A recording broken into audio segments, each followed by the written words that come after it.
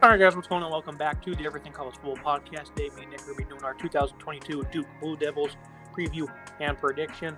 Mike Elko replaces David Cutcliffe after 13 years as the lead man at Duke.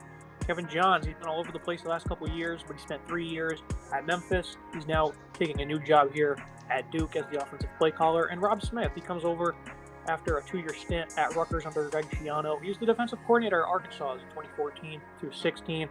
He was also an assistant at A&M a few years back, so plenty of experience for Smith. His team only gets 9 total starters back, second fewest in the conference. Look on offense. 5 of those starters are back on this unit. They had over 5K yards last season. That was more than North Carolina State and Clemson. They had the third most plays. They were on the field a lot, 12th in the conference in yards per play. His team couldn't score. They're ranked 123rd in the red zone. Gunnar Holmberg transferred to FIU. Riley Leonard takes over at quarterback. This is a guy I'm kind of interested by. He played basketball in high school. He's pretty athletic, some good natural feel and touch as a passer, impressive pocket awareness. Overall, this offense, it was good, but it was also really bad. Nick, how you feeling as we enter 2022? There are so many question marks with this Duke team. Cutcliffe leaves after 13 years, brings Duke back to a bowl game for the first time in a very long time. Has a decent career there, even though he had a negative record. But now you look at this new offense. They bring in a guy like Riley Leonard. He steps in at quarterback. He's athletic. He's got the skills that he needs. But it's interesting to see what he can do. This offense has been really poor recently. Some said Cutcliffe was the quarterback whisperer. But after Daniel Jones, it hasn't been great for Duke. The offense just isn't producing. The numbers are very poor. It's interesting to see what the running game will look like as well, because that support's going to need to be there. Mateo Durant's going to have to step. Oh, he left, so now Jordan Waters is going to have to take over and kind of step up and be that running back. It's going to be interesting to see how the offense balances this year. Yeah, I like Waters. He's been around forever, it seems like. I really like his physicality, 210-pounder. Mateo Durant, though, he was one of the bright spots in this offense from last year. He's now gone, like you said. Jarquez Moore, though, he's an athlete in high school. Maybe he can add some pop to this backfield as they lose one of their best players from a season ago. Jalen Calhoun at wide receiver. He's another guy who's been around a long time. He probably could have transferred. Jake Bobo did. He's going to UCLA. Calhoun, though, lengthy veteran, 141 career receptions, nearly 1,500 yards. One of the best slot receivers in the conference. Does a really good job of putting depth on his routes. He's one of the better players on this football team. They're glad to have him back. Looking at some other receivers, Eli Pancole, Darnell Harding, they both had double-figure receptions last year. And then Indiana quarterback. I think Kevin Johns might have been the OC the year he was there, actually. Now that I think about it, could be wrong, but his brother was a good ball player, and they're hoping to get the same out of him. His offensive line was pretty solid last year, I thought. Pretty average pass protection, about 180 yards per game on the ground. It wasn't all Durant. This offensive line got good push most of the time. Maurice McIntyre at guard, Jacob Monk, those are the 2 seniors they're getting back. They scored about 23 points per game last season. I expect around the same in 22. I think they'll drop off a bit unless the QB play is better, because, having an athletic Leonard, maybe they can get him out of the pocket and make a lot of plays. Durant being gone, though, makes it hard to expect more than a little aggression. They're not going to have that pop on the ground. I don't expect too little or too less from what they had last season. How do you feel about this offense before we move to a defense that was really poor last season?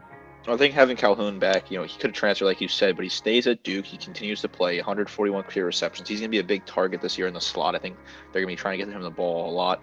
I think Waters will have a strong season if the offensive line can hold up. Like you said, Mateo Durant was great last year, but it was a lot of it was to the offensive line. They really made those holes for him, gave him a lot of opportunities. If they can kind of repeat that and give Waters that same sort of protection that Durant got, Waters might be able to make up some games on the ground. I think the wild card is with Riley Leonard. If he is as athletic as we think he's going to be, he can get out of the pocket, maybe make some plays on his feet. I don't think they're going to do better than that points per game this year in the yards per game. I think they'll be right in that same wheelhouse, probably around 23, somewhere under 430 yards per game. So that's offense. I don't think they're going to take a step forward really this year. I think they're going to be just right where they really were last year. Yep, seems on par with what I'm thinking for him. Move to a defense that, improvement seems imminent. Like Elko comes over. Usually you see with teams that struggle immensely on defense, they'll get a defensive head coach. He comes in, improves them tremendously. These guys were terrible last year. They allowed 38-plus points per game over the last 2 years. They get yards per game last season. They got absolutely brutalized through the air, and they weren't much better on the ground. Over 7.1 yards per play. They ranked dead last in the yards per game, 129th in pass yards per game, and then they allowed 32 touchdowns through the air, tied for dead last. And then, like I just said, the run defense, they were 116th in that category. This defense was awful a season ago. What needs to change, at least in Mike Elko's first season, to see just a little bit of improvement?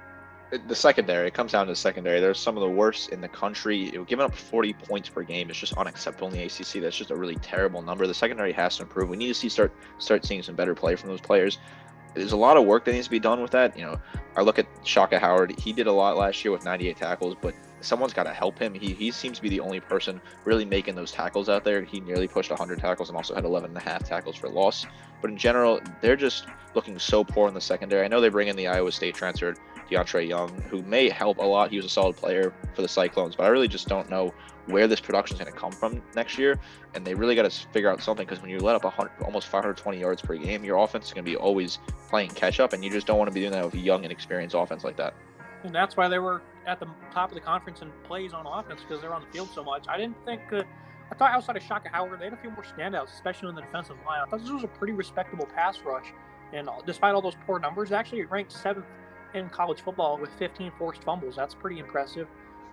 That's one of the only things they stood out in, but still, that's encouraging. I thought defensive tackle Dwayne Carter and right end RJ Oben, these guys were phenomenal. He had 5 sacks, 3 forced fumbles, and then Carter, 37 stops, 4.5 sacks. He had 4 of those forced fumbles, 6 QB hurries. He's quite active for being 6'3", 300. They had some hard workers up front. Those two were it. Those two, along with Shaka Howard, the only real standouts, though, in the front 7. And then, like you said, Detrani Young, he transfers from Iowa State. A very similar scheme. Comes from a 3-3-5 to this 4-2-5. So very similar to what Elko's going to run. I think he's going to be a big-time impact. I'd call him probably one of the top 10 impact transfers in the conference. But like you said, the secondary needs a lot of work. 3,700 yards allowed total. They were just getting brutalized out there. They didn't make a lot of plays either. Only 8 interceptions. So this defense has a lot of work to do. I think Elko is certainly going to bring some improvement. I expect them to probably approach that 33 and 34 points per game mark this season. You think that's too far-fetched, or is that right on point? It's possible they can get to 33, 34, like you said, but I honestly think they might be in line for another year around 40.